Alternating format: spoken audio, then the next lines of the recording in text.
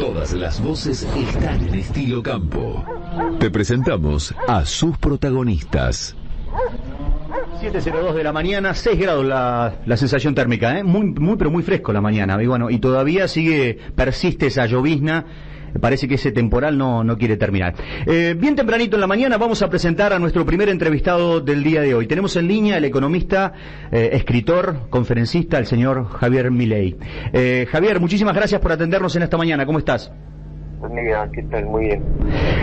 Javier, aquí en el interior, gracias a Dios, en el campo pudo seguir trabajando con algunas pequeñas limitaciones. Pudimos hacerlo, con lo cual no sentimos aún el tenor de la crisis en la que estamos metidos, pero he escuchado de ustedes, de los especialistas, que es una crisis muy importante la que está atravesando la Argentina, sino una de las más importantes que va a tener en su historia, ¿no? ¿Es tan así? Bueno, definitivamente ya lo es, porque ya la caída acumulada del PBI en los primeros 5 meses del año es del 13%. Sí. Además, el PBI está en niveles del año 2006, es decir, que Argentina retrocedió como 14 años, y si lo metes en términos per cápita todavía es peor. Uh-huh. Entonces, no solo por el efecto impacto, sino por cómo le va a ser la salida. En el caso de Argentina, inexorablemente la salida va a ser muy lenta, porque a Argentina le va a costar mucho volver a los niveles previos, porque el modelo de cuarentena elegido por el presidente a instancia de los infectólogos genera un daño muy profundo en el tejido productivo del país. Entonces, eso hace que estén cerrando muchas empresas, y que además en la transición no solo que se comieron el capital de trabajo, sino que además después vino toda la oleada de cheques rechazados, y después directamente se empezaron a comer el capital. Entonces, la verdad es que la salida va a ser muy compleja. O sea, lo que no hay que caer es en la trampa de engañarse, ¿sí? En mirar las tasas de crecimiento. Claro. Lo que hay que comparar con niveles. ¿Por qué te digo esto? Porque si yo tomo la producción de autos en abril, fue 0. ¿Me comprendés? Sí. Si en mayo se produjo un auto, la producción subió infinito. Claro. ¿Me comprendés? Sí, te sigo. Entonces hay que tener mucho cuidado, porque si vos mirás lo que pasó en mayo contra abril, la producción, ¿sí? Mirás el EMAE, que es una aproximación del PBI, subió 10%. Claro, pero es engañoso. Pero estás 20% abajo respecto del año anterior. Sí. ¿Me comprendés? Sí. Entonces hay que mirar contra los niveles para tener claro cuánto se cayó y cuánto tiempo vamos a tardar para volver a los niveles precrisis. Javier, entonces el problema no ha sido, bueno, es un problema la pandemia, pero no ha sido para la economía, no ha sido la pandemia, sino la cuarentena. Definitivamente el gobierno miente cuando dice que el problema es la pandemia, o cuando dice el COVID-19 mató a la economía. Los verdaderos asesinos de la economía son Alberto Fernández, ¿sí?, en lo político, y Pedro Can como líder de los infectólogos que diseñaron este modelo de cuarentena cavernícola. Y eso, en rigor, te lo muestran los números. Claro. Cuando vos mirás los números, mira, en el planeta Tierra mueren por año 60 millones de seres humanos, y vos eso lo dividís 365, te da 165.000 personas por día. Sí. El COVID tardó en llegar a ese número 105 días, o sea que es menos del 1%. Es más, de hecho, la Organización Mundial de la Salud amenazó con que esto iba a ser como la peste española. La peste española afectó a 1/3 del planeta Tierra, tuvo una tasa de letalidad del 6%, por lo tanto mató al 2% de la población del planeta. O sea, si vos, que en ese momento eran 39 millones de seres humanos los que mató. Sí. Si vos pones eso, ¿sí?, en los términos de hoy, vos tendrías que haber visto 2.600 millones de seres humanos infectados. ¿Escuchaste el número? 2.600 millones de seres humanos infectados. Recién en este momento, digamos, la cantidad de infectados, aún, digamos, con protocolos que tienden a exagerar el número de casos y el número de muertos por COVID, sí, estás en 13 millones de infectados. Sí. ¿Sí? Muy lejos. O sea, y por 200 veces le pifiaron. No solo eso, sino que además, digamos, si los muertos fueran como la peste española, vos tendrías que haber visto, ¿sí?, 160 millones de muertos. El número es de 600.000. Sí, sí, sí. Es que el tamaño del error tiene casi 300 veces. Entonces, ¿qué pasa? El mundo, a la luz de lo que amenazó la Organización Mundial de la Salud, ¿qué hizo? Tomó las recomendaciones de estos modelos de cuarentena estricto. Ahora, ¿qué pasa? Vos fíjate, hay un trabajo de Robert Barro, Ursúa y Wen, ¿sí?, que ellos estiman cuánto es el impacto en la caída de la tasa de crecimiento del PBI per cápita, ¿sí?, sí, para lo que si el mundo hubiera tenido una cantidad de muertos similar a la peste española. Ellos determinan que ese número en términos per cápita es 6%, y si lo tomás en términos de PBI te da 7. Sí. Entonces, porque en realidad, o sea, el PBI es el PBI per cápita más la población, entonces si la población crece 1 pero mueren 2, y te queda -1 y -6, te da -7. Sí. Cuando vos tomas la estimación que tenía el fondo a inicios del año, con un método distinto le daba, el PBI iba a subir 3,5%. Y ahora el fondo está estimando que va a caer 4, o sea que tiene 7,5. Es interesante porque la metodología es distinta, ¿sí? Sí. Y los números, la verdad, que son bastante parecidos. Ahora, el punto es que ese impacto se condice con una cantidad de 160 millones de muertos. Claro. Por coronavirus, y sin embargo estamos en 600.000. O sea, ¿qué quiere decir? Que en realidad el 99,5% de la caída del PBI en el mundo está explicado por la cuarentena y no por la pandemia. Sí, el problema es la cuarentena. ¿Y por qué esto es grave? Porque ese modelo estúpido impulsado por la Organización Mundial de la Salud, Argentina es el mejor alumno porque tiene la cuarentena más larga y más profunda. O sea que,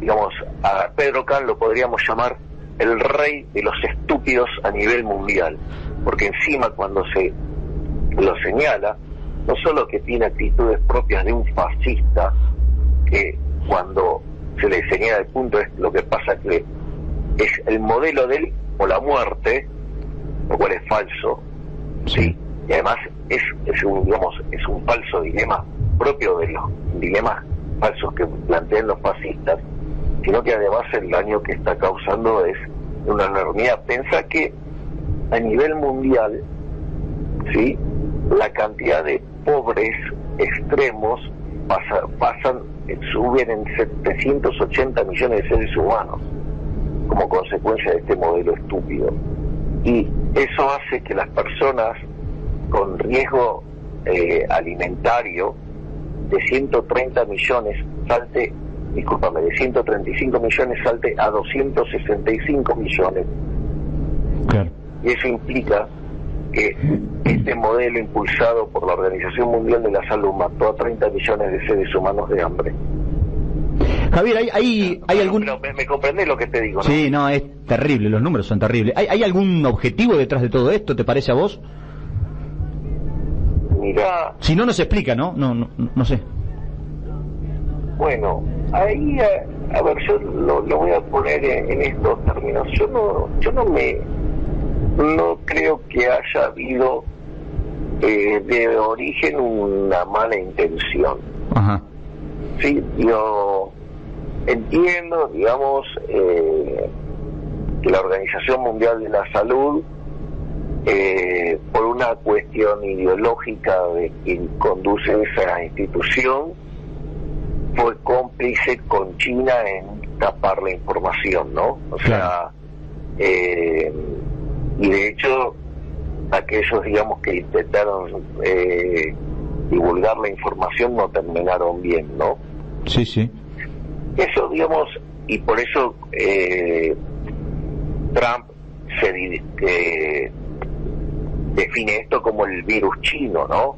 Sí. O sea, obviamente que toda la progresiva se altera y dice que eso es discriminatorio. No es discriminatorio, era descriptivo. Sí. Pero yo no creo que lo hayan hecho con una mala intención per se, ¿no? O sea, yo creo que hay un problema de error. Es más, cuando se dieron cuenta del error, mandaron protocolos para inflar los números para tapar el error. Claro, pero después se subieron ya. Lo que pasa es que el tamaño del error es tan grande que no hay forma de taparlo. Ahora, porque fíjate esto, o sea, yo digo esto en general, digamos, lo suelo mencionar, que los médicos en general tienen una serie de problemas, y en el caso de los infectólogos y en esta crisis se vio con mucha claridad. El primer problema que tienen es un problema de lo que se llama, no distinguen el problema de equilibrio parcial de un problema de equilibrio general. ¿Me comprendés? O sea, ahí tenés ese tipo de problemas, ¿no?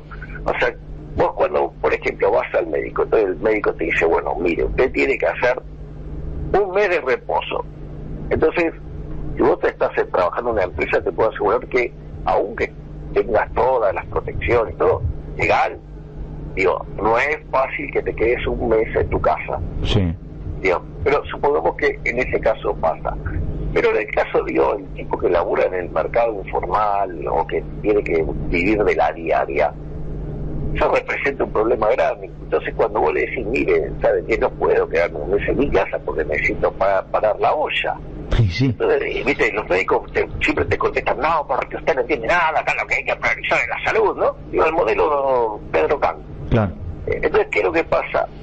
Entonces vos, para sostener ese modelo, vos necesitarías tener ahorros, que te los terminas comiendo, necesitarías tener amigos que familiares y amigos que te sostengan, pero digo, eso en un momento es como que se complica, ¿no? Sí. Ahora, pero dentro de todo, en una cuestión de equilibrio parcial, siendo vos solo el que está, digamos, sometido a esa situación, digamos, vos la podés pasar. Ahora, ¿qué pasa si a todos juntos les pasara eso mismo a la vez? Tenés un desastre. ¿Me comprendés? Sí, una debacle, es sí. Decir, claro, es decir, ese problema de no entender la diferencia entre el equilibrio parcial y el equilibrio general, impulsándolo desde el gobierno, o sea, es una masacre, es un desastre, es una cosa tremenda. El primer problema que yo noto en los infectólogos. El segundo problema que yo noto es que evidentemente tienen lo que se llama un problema de orden de magnitudes. Y esto es muy interesante porque cuando vos le presentás los números, pues yo te digo, a ver, hoy en Argentina, sí, hay acumulados 2.000 muertos por COVID, ¿sí? Ahora, el problema es que, mirá, en Argentina mueren 1.000 personas por día. A 125 días de cuarentena estamos hablando de 125.000 días. Disculpame, 125.000 personas. Sí, personas. ¿Me comprendés? Sí. Entonces estamos haciendo todo una cosa tremenda por 2.000, que digo, yo entiendo, cada caso es tremendamente doloroso. Sí, una persona ya es dolorosa, cualquier persona, ¿no? Claro, pero vos, ¿sabés lo que pasa? Que como parte de la vida, digo, la vida existe porque existe la muerte también, ¿me comprendés? Sí, claro. Entonces, digo, es parte del mismo proceso. Entonces, un policy maker, ¿sí? Digamos, un hacedor de políticas públicas tiene que mirar el agregado. O sea, vos sabés que se va a morir gente, lo que vos tenés que buscar es que se minimice. Claro. Y en realidad, digamos, vos estás causando un desastre por algo que representa el 1%. Porque otra cosa, digamos, o sea, vos fíjate que, bueno, primero la cantidad de problemas que genera Alberto Fernández cada vez que habla y mete un país en la comparación. Sí. ¿Sí? Porque en realidad está rodeado de una suerte de pelotudos chicaneros, ¿sí? Que bueno, digamos, me debe para hacerte una chicanita, ¿viste? Sí. En un programa de televisión y para que unos imbéciles de un canal de YouTube los levanten como grandes héroes nacionales, campeones de los debates, claro, editados, ¿no? ¿Qué es lo que pasa? En rigor, digamos, eso es una mentira que ya casi ni le pasa a los propios argentinos, o sea, pero internacionalmente se convierte en un escándalo. Sí. O sea, fíjate que cada vez que Alberto Fernández habla en términos comparativos, hace una macana. ¿Por qué? Porque justamente, digamos, está rodeado de un conjunto de incapaces, ¿sí? Entonces, tienen un problema de orden de magnitudes. Es decir, aún inflando los números, aún, digamos, mira, yo te puedo contar el caso de Italia. El prólogo de mi nuevo libro, que se llama Pandenomics, está hecho por Leonardo Facco, un periodista italiano, creador del Partido Libertario en Italia. Sí. Y ahí en el libro, él, digamos que es un libro de 450 hojas donde escriben artículos 30 especialistas, y te cuento más, Leonardo vive en Bérgamo, o sea, en el epicentro mundial del coronavirus. Sí. Y no solo eso, se le murieron 2 primos y 4 amigos muy cercanos, o sea que no es que es alguien que niega la existencia del COVID, ¿ok? Digamos, es alguien que le pegó bien de cerca y que le ha hecho mucho daño. Pero ¿sabes qué se dio cuenta? Que había muchas mentiras. Ejemplo, en Italia mueren cerca de 240.000 personas por año de infartos. Sí. ¿Comprendés? Sí, te sigo. Bueno, es muy interesante. Durante 2 meses en Italia no moría nadie de nada de eso, son todos muertos de COVID. ¿No? ¿Te parece raro? Sí, claro. En Argentina, digamos, el año pasado, de gripe, sí, o sea, estos problemas, neumonía, todas esas cosas, ¿sí? ¿Sabes cuánto murieron? 30.000. Eso sí son 30.000, Claro. ¿Me comprendés? Te sigo. Entonces, digo, ahí tienen entonces, ¿qué es lo que pasa? Hay un problema de orden de magnitudes que ha llevado, sí, a este problema que te digo, que la cuarentena es lo que explica la caída de la economía. Y después, o sea, otra cosa que te das cuenta es que son personas con graves problemas en la matemática, ¿no? De hecho, yo recuerdo, por ejemplo, digo, esto te lo cito como un ejemplo, pero digo, te puedes cansar de citar ejemplos así, de uno de estos estúpidos que habla por infectólogos que hablan por la televisión. O sea, primero hablaban, no, de la función exponencial, Ya, la realidad es que vos, tomando una serie uniendo dos puntas, sí, también le puedes calcular una tasa, digamos, exponencial. O sea, con lo cual eso no dice nada. O sea, ese es el primer punto. Y no sé, todo el mundo dice, no, es un crecimiento exponencial. Digo, el crecimiento, digamos, se escribe en términos exponenciales, si querés. O sea, lo puedes hacer siempre. Sí. Lo que le vas a tener es un problema de diferencia de tasa nada más. En realidad, las epidemias no siguen un comportamiento exponencial, siguen un comportamiento que se llama función logística. Es decir, tiene un primer tramo que asimila el comportamiento de una exponencial, o sea que la cantidad de muertes acumuladas es el comportamiento de una función exponencial que crece crecientemente, pero después eso empieza a digamos, llega un momento que hace un quiebre y se comporta como una logarítmica, crece decrecientemente. Digamos, ese es el formato que tienen las epidemias. ¿Por qué es importante esto? Porque cuando vos pasás de crecer crecientemente a crecer decrecientemente, es donde se consigue el pico de la cantidad de infectados y la cantidad de muertos. El famoso pico. Exactamente. Te recuerdo que Ginés y los infectólogos dijeron que venía en abril, que venía en mayo, que venía en junio, que venía en julio y ahora que viene en agosto. Sí. O sea, le pifiaron siempre. Le van corriendo el arco. Claro. Ahora, entonces, cuando cambia la tasa de crecimiento, ¿sí? De cómo crece, ¿sí? O sea, es la tasa de variación de la tasa de crecimiento, ¿no? Sí. Entonces, es la derivada segunda. Digo, estoy tratando de explicarlo intuitivamente. En ese momento vos alcanzás el pico de la función, digamos, al cual le pifiaron siempre. Entonces, ¿qué es lo que pasa? Ahí vos vas a tener que la cantidad de muertos venía subiendo y después empieza a bajar. Es lo que llaman, digamos, sin entender bien de lo que hablan, es el RO.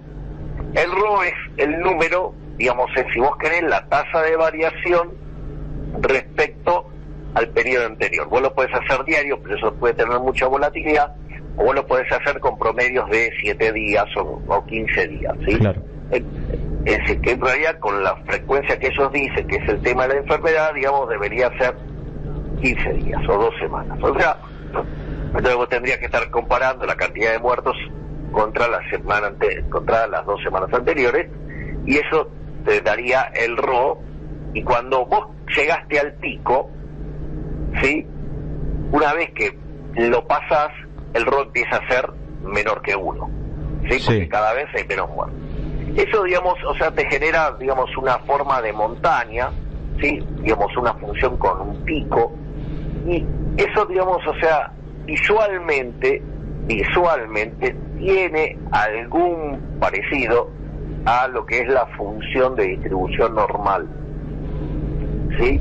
Sí. Digamos, con la característica que el modo, sí, está muy empinado, porque el valor que más se repite en la serie, digamos, uno que está muy empinado. Si vos, digamos, es con más días, digamos, probablemente, digamos, esos números cambian, bueno, no importa. Pero, en realidad, yo escuché a estos imbéciles de los infectólogos hablar de la curva de Gauss, sí, para la que describe la cantidad de muertos. Sí, o sea, hay que ser un estúpido para decir eso. ¿Me comprendés? Sí, sí, están equivocados. En realidad, la campana de Gauss, ¿sí? En realidad describe probabilidades, ¿sí? Y básicamente lo que describe el pico de esa campana tiene que ver con el valor promedio de la serie, y además es la moda. Y en rigor, la curva de muertos es el número máximo de muertos. ¿Me comprendés que es una estupidez lo que estaban diciendo? Bueno, así, digamos, te podés, digamos, cansar de ver errores que han cometido, o, ¿me entendés? Hablar sobre la función exponencial cuando estaba logaritmizada, o sea, digamos, en términos matemáticos te diría que en general los imbéciles de los infectólogos no pueden dibujar un cero ni con un vaso. Javier, mira, no te pido que hagas futurología, pero sí por ahí que nos des un panorama. Viste que la incertidumbre obviamente se ha apoderado, creo que de todos en general. ¿Tenemos salida? ¿Hay alguna salida posible? ¿O cómo ves vos salir de esta situación complicada? Está bastante complicado porque Ezeiza está cerrado. ¿No queda otra? ¿La salida está en Ezeiza? No, hay una salida si identificás quiénes son los enemigos. Los enemigos son los políticos. Los políticos siempre tienen el mismo diagnóstico, pero parece que no quieren aplicarlo. No quieren bajar el gasto. Y obviamente es por lo mismo que, digamos, el señor Pedro Can no quiere bajar, no quiere salir de este modelo de cuarentena. Sí. Vos sabés que, digamos, publicamos que íbamos a estar con vos en esta mañana y llegaron muchos mensajes y gente que te sigue en Twitter. Así que, bueno, hacerte llegar primero el saludo de Fabián que me pidió. Y acá me hace llegar otro seguidor tuyo y dice que siempre, bueno, es muy acertada la lectura que vos hacés de las cosas. Dice si te ves en algún momento del otro lado del mostrador, ocupando alguna función pública o digamos, tomando decisiones en algún momento. Yo, digamos, hoy me veo mucho más identificado con la batalla cultural. O sea, que te ves de este lado, digamos. Sí, digamos, me parece que todavía hay que luchar contra más de 70 años de adoctrinamiento de educación pública que le ha dañado el cerebro a gran parte de la población. Con lo cual queda mucho por hacer, ¿no? En educación y tratar de revertir esto va a ser complicado. No es fácil, pero afortunadamente yo veo que hay mucha gente despertando. Fíjate que el banderazo del 20 de junio y del 9 de julio han sido muy fuertes, y acorde a mi experiencia de haber visto y haber participado en varias marchas, no en esta, sí, lo cual además está documentado porque la hicieron en los días que yo tenía mi programa de radio y están las transmisiones que se pueden constatar. Sí. Aviso porque, digamos, o sea, como el gobierno, digamos, o sea, está intentando encerrar a los opositores, yo creo que quede claro. A mí me sorprendió cuando los periodistas van y le preguntan a las personas. Yo me acuerdo otras manifestaciones con lo que tenías es que no había un hilo común. Sí. Es decir, había reclamos que podían ser absolutamente dispares, contradictorios, sí, digamos. En cambio, en estas dos marchas lo que se manifestó es mucha coherencia, ¿no? Digamos, coherencia en el sentido de que los reclamos eran poquitos y bien claros. Era respeto del derecho de propiedad, es decir, no queremos ser Venezuela, queremos trabajar, sí, era muy, queremos libertad. Entonces, si vos te fijas, eso está en línea con los 3 derechos básicos impulsados por el liberalismo y en especial desde la obra de John Locke, es el derecho a la vida, el derecho a la libertad y el derecho a la propiedad. Es decir, con lo cual hay un claro mensaje liberal en todo eso. Debe ser por eso que la señora Cristina Fernández de Kirchner está tan enojada con la ministra de Seguridad por haber permitido que la gente se manifieste. Porque, digamos, o sea, para salir a las calles, para que se manifiesten en favor de las aberraciones que se impulsa, no hay problema, pero cuando es otro hay que castigarlo.